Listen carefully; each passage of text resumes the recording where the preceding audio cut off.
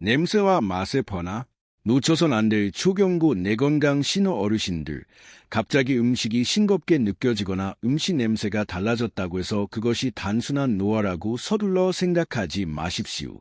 저는 많은 분들이 놀랄 수 있는 사실을 솔직히 말씀드려야 합니다. 때로 그것은 노화가 아니라 내가 보내는 조기 경고 신호일 수 있습니다. 기억력 저하나 건망증이 나타나기 전에 뇌는 아주 작은 신호들을 먼저 보냅니다. 후각과 미각은 가장 먼저 영향을 받는 두 경계병과 같습니다. 뇌가 서서히 위축되기 시작하면 가장 멀리 있는 감각 영역이 마치 나무의 바깥가지처럼 먼저 마르게 됩니다. 그래서 평소에 익숙하던 음식이 갑자기 예전과 다른 맛으로 느껴지거나 익숙한 냄새를 잘 알아차리지 못한다면 가볍게 넘기지 마십시오. 그것은 많은 사람들이 여러 해 동안 놓쳐버리는 뇌의 조용한 경고일 수 있습니다. 그리고 기억력이 눈에 띄게 떨어지기 시작할 때쯤이면 이미 상당히 진행된 경우가 많습니다. 실제로 현대 신경과학 연구에 따르면 후각신경은 우리의 기억을 담당하는 해마와 매우 직접적이고 밀접하게 연결되어 있습니다. 해로운 단백질 침착물이 쌓이기 시작하고 뇌세포를 위축시키면 냄새와 맛을 처리하는 섬세한 감각 영역이 가장 먼저 긴급 신호를 보내게 됩니다. 이것은 단순히 코나의 문제가 아니라 중앙지휘체계가 점차 연결 능력을 잃어가는 이야기입니다. 어르신들 안녕하세요. 저는 서울에서 진료하고 있는 이지원 의사입니다. 서울에서 진료를 해온 지난 세월 동안 저는 수많은 사례를 보아왔고 작은 신호를 가볍게 넘긴 결과 안타까운 상황으로 이어진 경우도 적지 않았습니다. 저는 종로에 살던 68세 박지훈 어르신의 이야기를 아직도 또렷이 기억합니다. 2년 전 지훈 어르신이 저를 찾아왔을 때 이유는 건망증이 아니었습니다. 오히려 어르신은 아내에게 화가 난 상태였습니다. 어르신은 이렇게 말씀하셨습니다. 이지원 의사 선생님, 요즘 제 아내가 요리를 못하게 된 것 같습니다. 예전에는 김치찌개나 고기구이가 그렇게 맛있었는데 요즘은 싱겁고 고기 냄새나 특유의 시큼한 맛이 전혀 느껴지지 않습니다. 심지어 삼청동 거리를 산책할 때 노랗게 물든 은행나무 아래를 지나가도 예전처럼 서울 가을의 특유한 냄새를 맡지 못한다고 하셨습니다. 그때 가족들은 그냥 웃으며 나이가 들어서 혀가 둔해진 것 같다고 말했습니다. 그러나 전문적인 시각에서 저는 이것이 매우 심각한 신호일 수 있다고 느꼈습니다. 정밀 검사와 MRI 촬영을 진행한 결과 감각을 담당하는 대뇌 피질 일부에서 위축 징후가 나타났습니다. 그때까지도 지훈 어르신은 또렷했고 집 주소와 전화번호도 정확히 기억하고 있었습니다. 이 사례는 내가 기억의 중심 영역이 어두워지기 전에 가장 먼 영역부터 먼저 불이 꺼진다는 사실을 보여주는 사례였습니다. 그래서 오늘 영상에서 저는 어르신들과 함께 우리의 뇌를 보호하고 회복시키는 여정을 이야기하려 합니다. 단순히 신호를 알아보는 것에서 멈추지 않고 뇌 위축을 늦추는 구체적인 방법도 함께 나누겠습니다. 왜냐하면 감각의 바깥까지가 마르기 시작할 때 우리가 가장 먼저 해야 할 일은 신경계 전체에 다시 영양을 공급하는 것이기 때문입니다. 그리고 지쳐있는 뇌세포를 다시 세우기 위해 우리에게는 한 가지 중요한 재료가 필요합니다. 제가 곧 이어서 설명드릴 그것은 바로 고품질, 단백질, 뇌를 안에서부터 다시 강하게 만들어주는 중요한 영양입니다.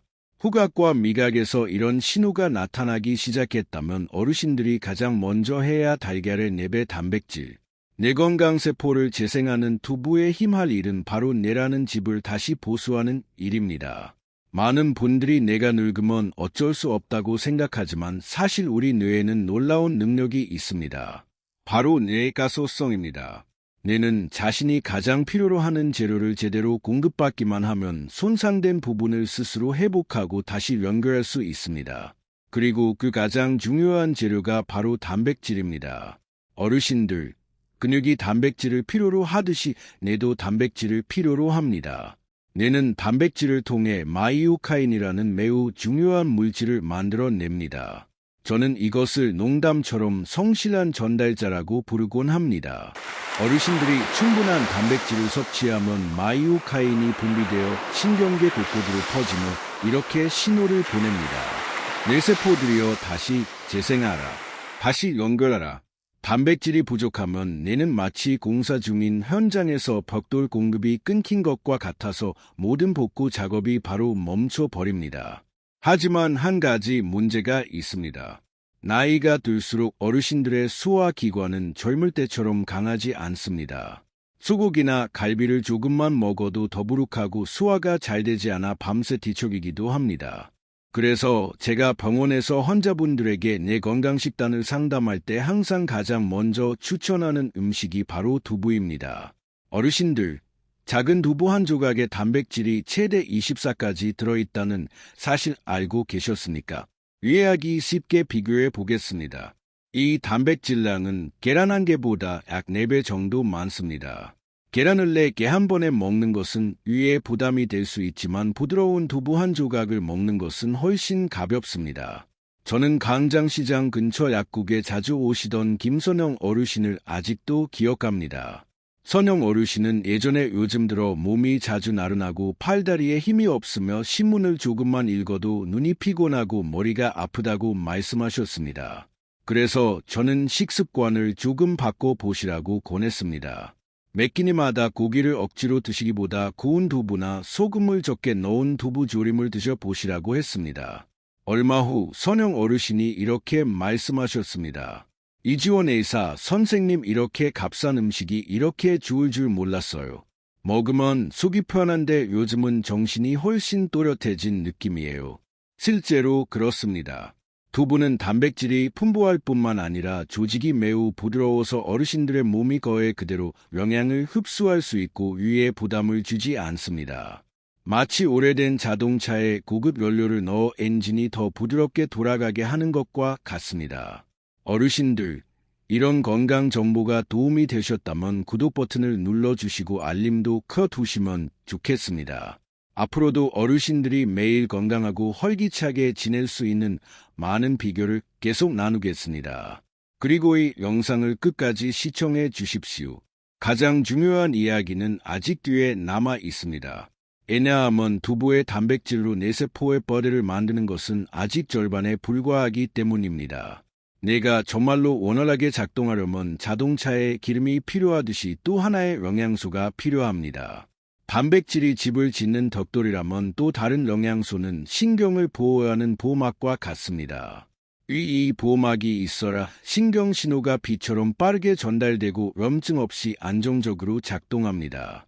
어르신들, 그것이 무엇인지 짐작하시겠습니까? 바로 똑똑한 지방입니다. 저는 오늘 저녁 식사부터라도 반드시 지방을 식단에 추가하시기를 권하고 싶습니다.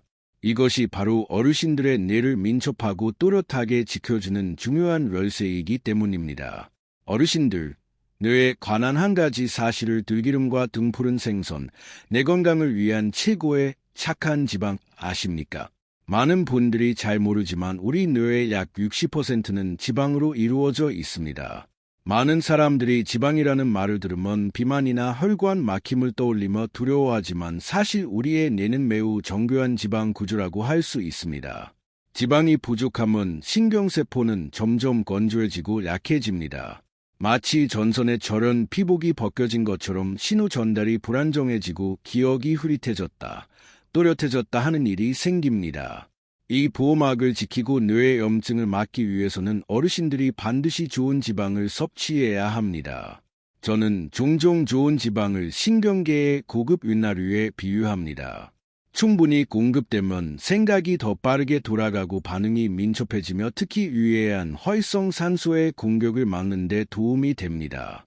그렇다면 이런 좋은 지방은 어디에서 얻을 수 있을까요? 저는 한국 식탁에서 아주 익숙한 2가지 음식을 말씀드리고 싶습니다. 첫 번째는 들기름입니다. 어르신들 중에 아침에 밥에 들기름 한 숟가락을 비벼 드시는 분 계십니까? 그렇다면 이미 훌륭한 뇌 건강 비결을 실천하고 계신 것입니다. 들기름에는 식물성 오메가3가 매우 풍부하게 들어 있습니다. 하지만 한 가지 매우 중요한 점이 있습니다. 들기름은 절대로 가열하지 마십시오. 높은 온도를 만나면 좋은 지방 구조가 파괴되고 번질될 수 있습니다. 가장 좋은 방법은 따뜻한 밥 위에 한 숟가락을 그대로 뿌리거나 채소와 함께 섞어 먹는 것입니다. 고소하고 향긋한 그 맛은 음식의 풍미를 살릴 뿐만 아니라 뇌세포에도 영양을 공급합니다. 두 번째는 고등어나 꽁치 같은 등푸른 생선입니다. 어르신들 등쪽이 푸른빛을 띠는 생선을 보면 바로 오메가3과 풍부한 음식이라고 생각하시면 됩니다. 이 생선에는 DHA와 EPA가 매우 풍부합니다. 예를 들어 속초나 부산 같은 바닷가 지역 어르신들 보면 80세, 90세가 되어도 여전히 또렷하고 활기차게 생활하는 분들이 많습니다. 그 비결 중 하나가 바로 일주일에 몇 번씩 먹는 고등어 구이 같은 생선 식습관입니다. 생선의 오메가3는 뇌를 보호하는 군대와 같습니다. 뇌혈관의 노폐물을 줄이고 신경세포 사이의 신호 전달 속도를 높여줍니다. 어르신들, 뇌를 길게 보겠습니다. 예전에는 전보가 지나가는 길이 진흙투성이의 좁은 길이었다면 생선과 들기름에 좋은 지방은 그 길을 매끈한 도로로 만들어 전보가 빠르게 오갈 수 있게 합니다. 하지만 한 가지 더 중요한 점이 있습니다. 유부에서 단백질을 충분히 섭취하고 생선에서 좋은 지방을 섭취하더라도 혈액 속에 숨어있는 한 가지 문제가 있으면 모든 노력이 헛수고가 될 수 있습니다. 그것은 바로 혈당의 급격한 변동입니다. 콧방귀 혈당이 불안정하면 뇌세포는 마치 독에 노출된 것처럼 회복 신호에 제대로 반응하지 못하게 됩니다. 그렇다면 뇌로 흐르는 혈액을 깨끗하고 안정적으로 유지하면서 식사 습관만으로도 뇌혈류를 늘리는 방법은 무엇일까요? 다음 이야기에서 아주 간단하지만 매우 중요한 식사 습관을 함께 알아보겠습니다. 혈당 조절과 식기 습관, 뇌 건강을 지키는 식사법 어르신들, 요즘 의사들 사이에서 자주 언급되는 개념이 하나 있습니다. 바로 제3형 당뇨병입니다. 조금 낯설게 들릴 수 있지만 사실 이것은 우리의 식습관 때문에 뇌세포가 인슐린에 둔감해지는 상태를 말합니다. 많은 어르신들께서는 집에서 여전히 하얗고 윤기나는 흰쌀밥을 즐겨 드십니다. 저도 따뜻한 흰쌀밥에 고등어 구이를 곁들이면 정말 맛있다는 것을 잘 알고 있습니다. 그러나 흰쌀은 몸에 들어가면 매우 빠르게 당으로 바뀌어 혈당을 급격히 올렸다가 다시 급격히 떨어뜨립니다. 마치 롤러코스터처럼 오르내리는 혈당이 반복되면 뇌는 점점 인슐린에 둔감해지고 결국 뇌세포가 충분한 에너지를 받지 못해 서서히 약해지게 됩니다. 그래서 저는 어르신들께 흰쌀밥 대신 잡곡밥이나 현미밥을 드셔보시라고 권해드립니다. 인사동의 오래된 식당에 가보시면 콩과 기장, 기리 등이 들어간 오곡밥을 많이 내놓는 것을 볼 수 있습니다. 현미나 잡곡은 몸에서 에너지를 천천히 풀어주는 조절자와 같습니다. 혈당을 잔잔한 호수처럼 안정적으로 유지해 주어 뇌가 하루 종일 꾸준한 에너지를 공급받도록 도와줍니다. 그래서 식사 후에도 피곤하거나 멍해지는 느낌이 줄어듭니다.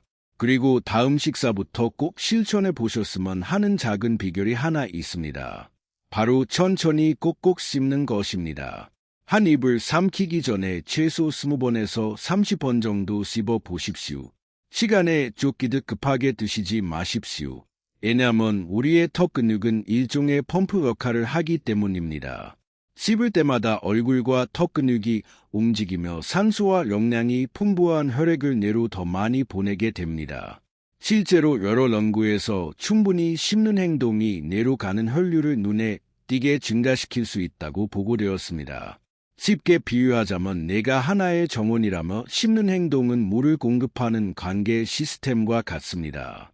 그 덕분에 신경이라는 나무들이 더 건강하게 자라게 됩니다. 저는 북촌에 사시는 최민우 어르신을 만난 적이 있습니다. 최 어르신은 식사를 매우 천천히 하시는 습관이 있었고 한 끼 식사에 약 40분 정도를 쓰셨습니다. 어르신은 이렇게 말씀하셨습니다. 이지원사 선생님, 음식을 천천히 씹기 시작한 뒤로 머리가 훨씬 맑아졌고 식사 후에 느끼던 무거운 느낌도 사라졌습니다. 이것이 바로 자연스럽게 뇌로 혈액을 보내는 힘입니다. 하지만 혈당을 조절하고 식사 중에 턱 근육을 움직여 혈액순환을 돕는 것만으로는 때때로 충분하지 않을 수 있습니다. 나이가 들수록 혈관이 점점 좁아지기 때문에 뇌는 때때로 더 강한 도움을 필요로 합니다. 자연에는 밥과 생선 외에도 작지만 놀라운 힘을 가진 식품들이 있습니다. 특히 몇 가지 작은 견과류는 꾸준히 섭취하면 짧은 시간 안에 뇌로 가는 혈류를 크게 늘리는 데 도움을 줄 수 있습니다.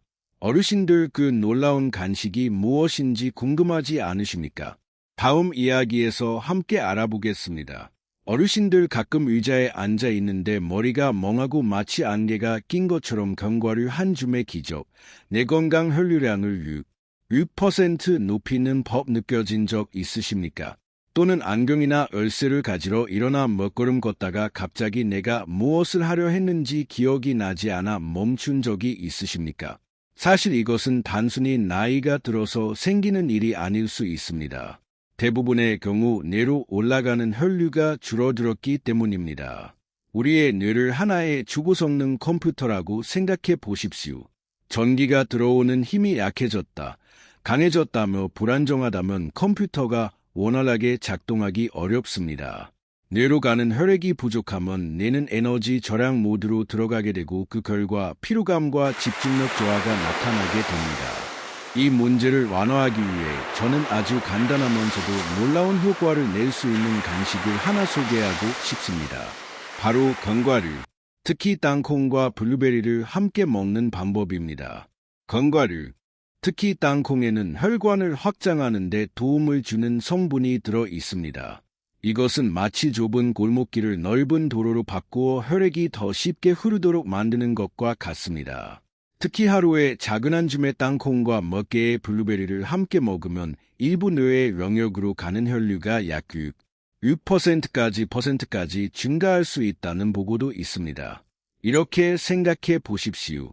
우리의 혈관이 오래된 수도관처럼 점점 찌꺼기가 쌓여 물이 조금씩 흐르는 상태라면 땅콩과 블루베리의 성분은 자연적인 세정제처럼 작용할 관을 깨끗하게 하고 넓혀주어 영양이 풍부한 물줄기가 다시 힘차게 흐르도록 도와줍니다. 저는 가을에 서울 하늘공원을 산책하다가 72세 강두식 어르신을 만난 적이 있습니다. 방 어르신은 예전에는 자주 어지럽고 아는 사람의 이름도 잘 잊어버린다고 말씀하셨습니다. 그래서 저는 간식으로 단 음식을 드시기보다 견과류 한 줌을 드셔보시라고 권했습니다. 얼마 후 강르신이 이렇게 말씀하셨습니다. 이지원 의사 선생님, 신기하게도 요즘은 차 테이블 위에 땅콩과 말린 블루베리를 두고 텔레비전을 보며 조금씩 먹는데 머리가 훨씬 가볍습니다. 공원 언덕을 걸어 올라가도 예전처럼 어지럽지 않습니다. 이것은 식습관의 작은 변화가 뇌에 새로운 에너지를 줄 수 있다는 좋은 예입니다. 견과류를 먹는 것은 단순히 영양을 공급하는 것 이상의 의미가 있습니다. 앞에서 말씀드린 것처럼 바삭한 견과류를 씹는 행동 자체가 턱근육이라는 펌프를 활성화하여 내려가는 혈류를 더 빠르게 만들어줍니다. 그래서 좋은 지방과 단백질을 섭취하면서 동시에 혈액순환도 수 있습니다. 하지만 어르신들 낮 동안 영양을 보충하고 뇌로 가는 혈류를 늘리는 것만으로는 충분하지 않습니다. 아무리 좋은 음식을 먹더라도 뇌의 노폐물 처리 시스템이 제대로 작동하지 않으면 독성 물질이 쌓여 결국 치매로 이어질 수 있습니다. 그리고 한 가지 흥미로운 사실이 있습니다. 이 뇌의 청소 시스템은 우리가 잠을 잘 때 가장 활발하게 작동합니다. 그러나 단순히 눈을 감고 자는 것만으로는 충분하지 않습니다. 어르신들의 숨은 자세가 뇌가 제대로 정리되는지에 중요한 역할을 합니다. 이제부터 뇌의 노폐물 배출을 더 효율적으로 도와주는 황금수면 자세에 대해 말씀드리겠습니다. 어르신들 하루 동안 규칙적으로 치매 독소를 빼는 잠버릇, 옆으로 누워 자야 내 건강이 산다, 식사하고 음식을 충분히 씹어 뇌로 혈액을 보내고 영양을 공급했다면 밤이 되었을 때는 내가 목욕을 해야 할 시간입니다. 조금 낯설게 들릴 수 있지만 실제로 우리의 뇌에는 글림프계라는 아주 특별한 정화 시스템이 있습니다. 저는 이 시스템을 부지런한 청소팀에 비유하곤 합니다. 어르신들이 깊은 잠에 들면 뇌세포가 약간 수축하여 공간이 생기고 그 사이로 액체가 흐르면서 하루 동안 쌓인 신경계의 노폐물을 씻어냅니다. 그 노폐물 가운데 가장 위험한 것은 베타 아밀로이드라는 단백질입니다. 이 물질은 뇌의 플라크를 형성하고 우리가 두려워하는 알츠하이머형 치매의 주요 원인으로 알려져 있습니다. 그런데 흥미로운 사실이 하나 있습니다. 이 청소 시스템이 얼마나 잘 작동하는지는 어르신들의 수면 자세에 크게 영향을 받습니다. 많은 분들이 편하다고 해서 등을 대고 바로 누워 자지만 연구에 따르면 옆으로 누워 자는 자세가 뇌독에 더 유리합니다. 그럴까요? 뇌를 더러운 물이 가득 찬 병이라고 생각해 보십시오. 병을 완전히 평평하게 두면 물이 잘 빠지지 않습니다. 하지만 병을 기울이면 물이 더 쉽게 흘러나옵니다. 옆으로 누운 자세는 내 안의 공간에 자연스러운 기울기를 만들어 액체의 흐름을 더 원활하게 하고 노폐물을 더 빠르고 깨끗하게 씻어냅니다. 실제로 옆으로 누워 자면 뇌 정화 효율이 약 25% 정도 더 높아질 수 있다는 보고도 있습니다. 제가 안동의 한 조용한 시골을 방문했을 때 임명박 어르신을 만난 적이 있습니다. 어르신은 거의 80세였지만 기억력이 매우 또렷했고 오래된 역사 이야기까지 정확히 기억하고 계셨습니다. 제가 수면 습관을 여쭤보자 어르신은 웃으며 이렇게 말씀하셨습니다. 언제부터인지 모르지만 저는 옆으로 누워 자는 것이 편합니다. 베개는 너무 높지 않게 하고 다리 사이에 작은 베개를 끼우면 허리도 편합니다. 사실 그 단순한 습관이 뇌를 보호하는 매우 과학적인 방법이었습니다. 마치 배수로의 문을 활짝 열어 깨끗한 물이 들어오고 노폐물이 밤새 밖으로 흘러나가게 하는 것과 같습니다. 한쪽으로 오래 누워있는 것이 불편하다면 중간에 반대쪽으로 자세를 바꾸어도 좋습니다. 다만 가능한 한 옆으로 누운 자세를 유지하는 것이 도움이 됩니다. 또한 목과 머리가 일직선이 되도록 적절한 높이의 베개를 사용하는 것도 중요합니다. 그래야 뇌에서 몸으로 이어지는 배출, 통로가 꺾이거나 막히지 않습니다. 매일 밤의 수면을 하나의 마음 정화 과정이라고 생각해 보십시오. 다음날 아침에 일어났을 때 내가 훨씬 가볍고 맑게 느껴질 것입니다. 하지만 어르신들 밤에 뇌를 깨끗이 청소하는 것은 일종의 정비 과정일 뿐입니다. 뇌가 녹슬지 않고 정말로 예리하게 유지되려면 음식과 수면만으로는 충분하지 않습니다. 뇌도 근육과 같아서 사용하지 않으면 점점 약해지고 시간이 지나면서 위축될 수 있습니다. 그래서 충분히 수면을 취한 다음에는 가장 중요한 뇌 영역을 깨우는 간단한 운동이 필요합니다. 이 운동은 집에서도 쉽게 할 수 있고 심지어 아침에 침대에서 일어나자마자 시작할 수 있습니다. 이러한 습관이 어르신들의 기억력과 사고력을 오래도록 또렷하게 지켜줄 것입니다. 어르신들, 우리가 하루 10분 뇌건강 운동, 뇌세포를 깨우는 세 줄 일기와 대화법, 음식과 수면까지 챙기며 뇌를 돌보았지만 꼭 기억하셔야 할 한 가지 사실이 있습니다. 사용하지 않는 것은 결국 사라진다는 것입니다. 우리의 뇌도 하나의 기계와 같습니다. 너무 오랫동안 가만히 두면 톱니바퀴는 녹슬고 윷나류는 마르며 결국 그 기계는 제대로 작동하지 않게 됩니다. 뇌의 노화는 단지 나이 때문만이 아니라 우리가 스스로의 두뇌를 너무 이르게 은퇴 상태로 두어버릴 때 훨씬 더 빠르게 찾아옵니다. 기억을 저장하는 해마와 사고를 조절하는 전두엽을 늘 예리하게 유지하려면 어르신들께서는 매일 그것들을 운동시켜 주셔야 합니다. 하지만 뇌운동은 결코 거창하거나 힘든 것이 아닙니다. 우리가 가끔 무심코 지나치는 작고 단순한 습관 속에 이미 들어 있습니다. 첫째, 매일 10분 정도 책이나 신문을 소리내어 읽어보십시오. 꼭 소리내어 읽어야 할까요? 눈으로만 속으로 읽으면 우리는 시각만 사용하게 됩니다. 그러나 소리내어 읽으면 뇌는 복잡한 과정을 수행해야 합니다. 눈으로 글자를 보고 입으로 발음하며 귀로 소리를 듣고 뇌가 그 정보를 다시 처리합니다. 이것은 마치 한쪽 다리로만 걷는 대신 팔과 다리 그리고 호흡을 함께 사용하여 리듬 있게 움직이는 것과 같아서 뇌로 가는 혈류가 크게 증가하고 신경활동도 더욱 활발해집니다. 저에게는 한자가 있습니다. 북촌 한옥마을 근처에 사는 김동수 어르신입니다. 동수 어르신은 올해 75세이지만 매일 아침차를 마시며 아내에게 신문을 큰 소리로 읽어주는 습관을 아직도 유지하고 있습니다. 어르신은 이렇게 말씀하셨습니다. 이 박사님, 이렇게 소리내어 읽기 시작한 이후로 말할 때 더 이상 자주 더듬지 않게 되었고 머리도 훨씬 맑아진 것 같습니다. 어르신들 보셨지요? 단 10분이지만 그 힘은 결코 작지 않습니다.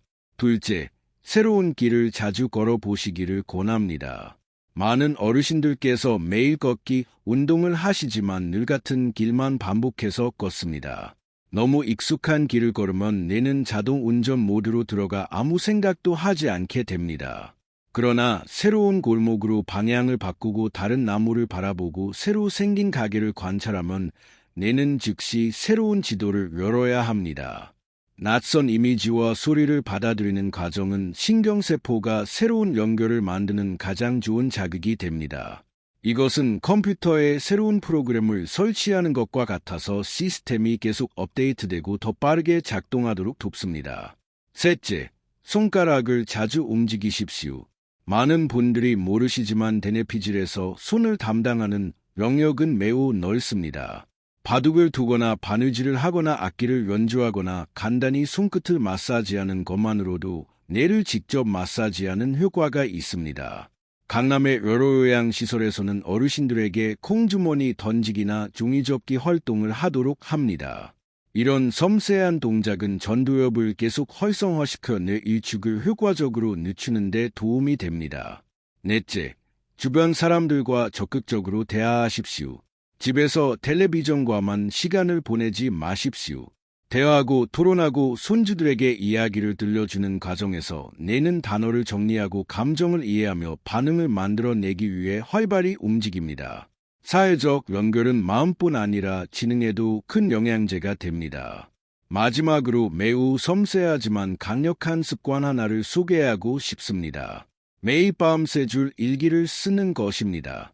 잠들기 전에 오늘 한 일 하나, 감사했던 일 하나, 내일의 작은 바람 하나를 적어 보십시오. 하루를 다시 떠올리는 과정은 해마를 강화하고 기억력을 꾸준히 훈련시켜 시간이 지나도 쉽게 사라지지 않도록 도와줍니다. 오늘 우리가 함께 살펴본 뇌의 건강을 지키는 여정을 정리하면 어르신들께서는 이 7가지 황금 열쇠를 꼭 기억하시면 좋겠습니다. 1. 신호이기 기울이기 후각과 미각의 저하를 가볍게 여기지 마십시오. 이것은 뇌가 보내는 초기 경고일 수 있습니다. 2. 두부 단백질 우선 섭취. 뇌가 스스로 회복하고 마이오카인을 생성할 수 있는 재료를 공급합니다. 3. 좋은 지방 섭취 들기름과 등푸른 생선을 통해 신경신호를 부드럽게 합니다. 4. 혈당 관리와 충분한 습기. 곡물을 먹고 30번 이상 씹어 뇌로 가는 혈류를 높입니다. 5. 견과류와 블루베리 섭취 혈관을 확장하고 뇌혈류를 약 6% 증가시킵니다. 6. 옆으로 누워서 자기 글림프틱 시스템이 뇌의 독소를 25% 더 효과적으로 배출하도록 돕습니다. 7. 매일 뇌훈련, 소리내어 읽기, 새로운 길 걷기, 손가락 운동, 일기 쓰기를 실천하십시오. 이 진심 어린 이야기가 어르신들께서 가족과 함께 맑고 건강한 삶을 누리는 데 도움이 되기를 바랍니다. 이 영상이 도움이 되셨다면 채널 구독을 눌러 다음 건강 비결도 놓치지 마십시오. 어떤 습관이 가장 마음에 드셨는지 댓글로 남겨주시고 궁금한 점이 있다면 질문도 남겨주십시오. 그리고 이 영상을 친구와 가족에게도 꼭 공유해 주십시오. 우리의 건강은 무엇과도 바꿀 수 없는 소중한 가치이기 때문입니다. 그렇지 않습니까? 어르신들, 오늘 밤에도 옆으로 누운 자세로 편안하고 깊은 잠을 주무시길 바랍니다. 어르신들 안녕하세요. 지금까지 우리는 함께 영양에 대한 지식을 하나씩 살펴보았고 특히 신장에 부담을 주지 않으면서 계란을 먹는 방법에 대해 이야기했습니다. 이제 이지원 박사는 어르신들께 전반적인 건강 관리에 대해 꼭 전하고 싶은 말씀을 드리고자 합니다. 인생의 황혼기에 접어들면 우리의 몸은 젊었을 때처럼 실수나 방심을 너그럽게 받아들이지 않습니다. 몸의 조용한 변화에 대한 경고 60대, 70대에 들어서면 우리 몸의 장기들은 신장뿐 아니라 심장, 간, 폐, 그리고 소화기관까지 모두 생리적 노화 단계에 들어갑니다. 가장 우려되는 점은 노년기에 나타나는 만성 질환들이 대개 매우 조용하게 진행된다는 것입니다. 초기에는 뚜렷한 증상이 거의 나타나지 않습니다. 많은 어르신들께서는 병원에 가는 것을 꺼리거나 아픈 곳이 있으면 그때그때 약을 사서 드시는 경우가 있습니다. 그러나 출처가 불분명한 진통제, 한약 혹은 입소문으로 전해지는 건강기능식품을 임의로 사용하는 것은 간과 신장에 큰 부담을 줄 수 있습니다. 때로는 잠깐의 피로감이나 오래 지속되는 불면이 단순히 나이 때문이 아니라 숨어있는 질병이 보내는 경고 신호일 수도 있습니다. 실천할 수 있는 건강보호 방법. 즐겁고 건강하게 살며 자녀들에게 부담이 되지 않기 위해 이지원 박사는 어르신들께 다음과 같은 방법을 권합니다. 몸의 신호를 듣는 식습관. 어떤 음식도 잘못된 방식으로 먹으면 절대적으로 좋은 음식이 될 수 없습니다. 신선한 식재료를 우선으로 하고 소금과 당분을 줄이며 동물성 단백질과 식물성 단백질의 균형을 항상 유지하십시오. 가볍지만 꾸준한 운동, 공원 주변을 걷거나 가벼운 건강 체조, 부드러운 요가 같은 운동은 혈액순환을 돕고 관절을 유연하게 하며 특히 소화 기능이 원활하게 작동하도록 도와줍니다. 기본 건강 지표 관리. 어르신들께서는 집에 혈압계와 혈당 측정기를 두시는 것이 좋습니다. 이러한 수치를 매일 기록하면 병원을 방문할 때 의사가 어르신들의 건강 상태를 훨씬 정확하게 파악할 수 있습니다. 진심 어린 조언의학을 믿으십시오. 어르신들, 인터넷에서 보는 어떤 조언이나 주변에서 들은 경험도 전문 의사의 직접 진료를 대신할 수는 없습니다. 사람마다 몸 상태와 질병, 체질이 모두 다르기 때문입니다. 만약 부종, 호흡곤란, 가슴 통증, 원인 없는 체중 감소, 배뇨나 배변 습관의 변화와 같은 이상 증상이 나타난다면 즉시 병원이나 신뢰할 수 있는 의료기관을 방문하십시오. 스스로 병을 진단하며 자신의 의사가 되려 하지 마십시오. 정기적인 검진과 전문의 상담은 질병을 조기에 발견해 효과적으로 치료할 수 있게 해줄 뿐 아니라 어르신들의 실제 건강 상태에 맞는 식습관과 생활습관을 세우는 데도 큰 도움이 됩니다. 의사는 언제나 어르신들의 건강을 지켜주는 가장 믿을 수 있는 동반자라는 사실을 꼭 기억해 주십시오. 어르신들께서 자신의 가장 소중한 자산인 건강을 지키기 위해 늘 맑은 판단과 지혜를 가지시기를